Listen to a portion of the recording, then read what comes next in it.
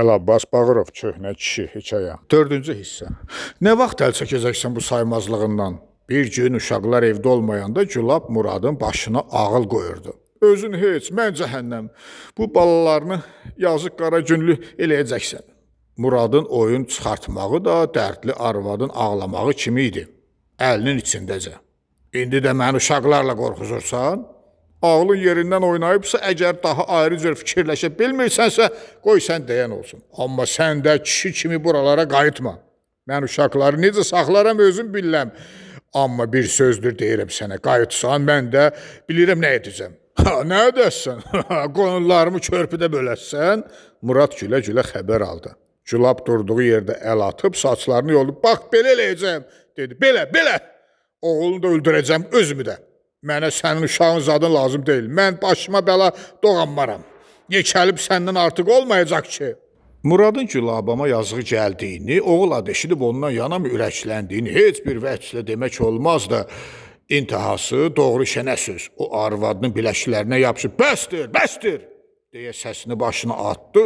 Gör itin qurdun üstümə ayaq aldığı bir vaxtda özünü öldürüb məni yaman günlərə qoya bilirsənmi? Görəndən sonra ki, həqiqətən Gülab sakitləşib, dinməz söyləməz ağlamağa keçdi. Yalan ya düz belə dedi. Ora-bura qaçmağıma baxma, özün ki bələdsən mənə. Düzdür, boynumu alıram, tələdəki yem şirindir. Amma dünyada sən mənə hamdan əzizsən. Əziz olaraq qalacaqsan. Nə demək olar? Bu da bir işdir gəlib başıma. İndi Qurana əl bassam da mənə inanmazsan. Amma sonra hirsin hiccən soyanda səni adam kimi başa salaram ki, bunlar hamısı nəyə görəymiş. O barədə söz-söhbəti Murad elə buradaca qurtarıb Gülaba tapşırdı ki, bir yaxşı bəzircani bişirsin, çoxdandır həsrətdir o bişirən yeməklərə. Yalan gerçək onu da dedi ki, güya onun yeməklərinin dad tamını heç nə vermir. Günorta üstü uşaqlar da dərsdən qayıtdılar və həmin gün Murad heç hara gedib eləmədən kürt doyuq kimi ballarını da başına yığıb ta gecə yarıyacan onlarla deyib güldü. Nə vaxtdan idi öz evində arvad uşağının yanında belə şad xürrəm olmamışdı. Qaratel neçə gündən bəri yan yörəsi teyqan olan itdamının yanında vurnuxanların canavar olduğunu onların gözlərinin bir cüt fənər kimi yanmağından başa düşdü və çaydanı tullayıb birbaşa içəri yürüdü. Bir müddət arxası qapıya dayanıb hiss edəndən sonra ki, bu qorxu filan hamısı əbəsdir, əlini ürəyinin üstündən götürüb pəncərəyə yaxınlaşaraq şappan gülləri olan pərdəni dibə yığdı və baxdı ki, həyət bomboşdur. Neçə müddətdən bəri ölüsü ortada qalmış itdən də heç bir əsər əlamət yoxdur. Təkcə uzun dəmir zəncir muxdan asılı qalmışdı. Birazdan pərdəni sifətinə basıb nə təhər ki, uşaq içini çəkə-çəkə hıçqırır, Qaratel o təhər hıçqırırdı. İndi bundan heç fələş də baş aça bilməzdi ki, o nəyə ağlayır. Qorxudan mı belə olmuşdu, təklik mi onu əldən salmışdı, ya bəlkə itə görə. Amma Qaratel sanki elə Muradın gəlməyinə bənd imiş. Nə qədər gözlənilməz olsa da onu qapının ağzında görməklə diz çökməyi yalnız bir an çəkdi və məhz bu hadisədən sonra qəti demək olardı ki, bu həyəcanlar hamısı Murada görəymiş. Murad qapının ağzında ayaq üstə Qarateldən cəmi 2 addım aralıda betili daşa dönmüşdü. Bu nə iş idi düşdü, elə bircə bu çatmırdı. Axı Gülab yazıq özünü öldürdü ki, getmə oralara, elə bil mənə ayan olub başında nəsə var. Bir çıxacağın olmalıdır. Niyə qulaq asmadı Gülaba? Axı, nəyi itmişdi buralarda? Əgər istədiyi səfidən qisas almaq idisə, nəyə lazım idi bu boyda həngamə? Bunun üçün bu qapıya elə bircə gecə gəlmək də kifayət edərdi ki, dedikodu kəndi ağzına alsın. Elə onda da görərdilər ki, Murad hələ Muraddır. Döndü, ehmalca səs salmadan geri qayıtdı, eyvanı da tərəddüdsüz keçdi. Çıxmışdı ki, baş götürüb getsin, intihası pilləkənin başında dayanası oldu. Çünki bir ayaq gedir, o biri getmirdi. Bir-iki pilləndi, elə üz zoruna yendi. Sonra bir addım atdı, onun dalınca bir ayrısı da gəldi. Üçüncü də nə illah elədisə gördü, bu dəfə ayaqlarının heç biri yerimir və bildi ki, yox, qayıtdı. Düz o yerə ki, Qaratelin dizləri orada qatlanmışdı. O qadının başını diz üstə alıb, təntiyə bədbənizi ağarmış sifətini yumuşaqca şillələyəndə məhrəm səslə, nə oldu sənə ay qız? Soruşurdu, nə oldu birdən sənə? At gözlərini gör, nə deyirəm? Aradan xeyli keçəndən sonra Qaratelin sifətinə ehmal-ehmal qızartı çökdü, yavaş-yavaş dodaqlarının altı-üstü nəmçidi. Gözlərinin yanı səyridi.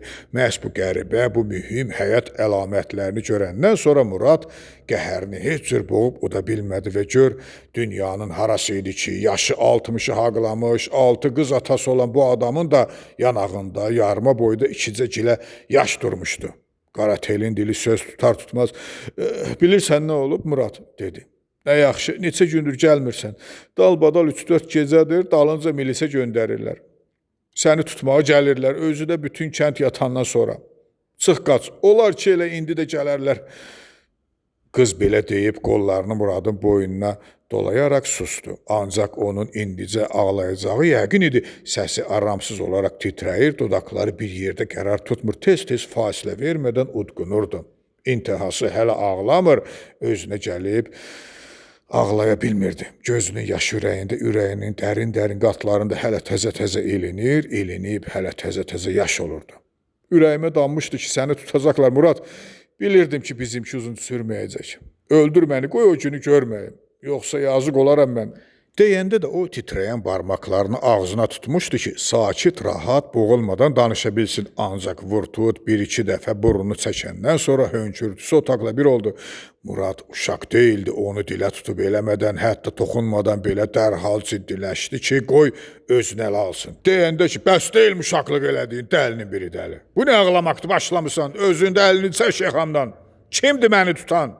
Səsini qaldırmışdı, amma qızın sir sifətini, qançır-qançır olmuş boyun boğazını diqqətlə süzəndən sonra ürəyi yuxaldı.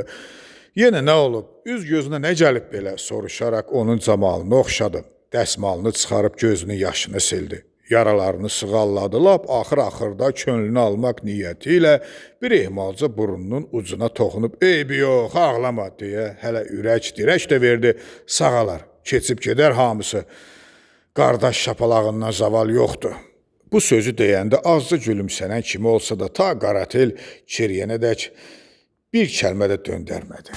Oturmuşdular, danışıb eləmirdilər. Təkcə Qaratel ağlayıb kirimiş uşaq kimi hərdən birdən içini çəkib hıçqırırdı. Onun bu halına baxıb Murad azca gülümsündü. Ölməyəsən səni, dedi. Axırı məni də ağlatdın, dəli qız. Çox deyirdin kişilər ürəyi daş olurlar. Düz də görüb qəfildən nə oldu sənə? Tutacaqlar səni Murad. Qız bunu qəfil xəbər kimi dedi. Bəlkə də elə indi gəlib apardılar. Vurulmuş elə girəvə gəzir ki, səni buralardaca yaxalasın. Səfinin dostun deyirəm. Bilirsənmi, o sonsuz köpək oğlunu. Belədir, sanki Murad ayılan kimi oldu. Bəs hardan bildin? Neçə gündür anadan əmdiyim burnumdan gəlib. Dustaq kimicəyə qatıb içəri. Gecələr milislər, gündüzlər də səhvi özü qarovulmu çəkirlər ki, sənə xəbər edə bilməyim. Dünən də milislər gedəndən sonra elə bir gözüm qalmışdı qapıda ki, görüm səhvi gəlmirsə qaçım xəbərə.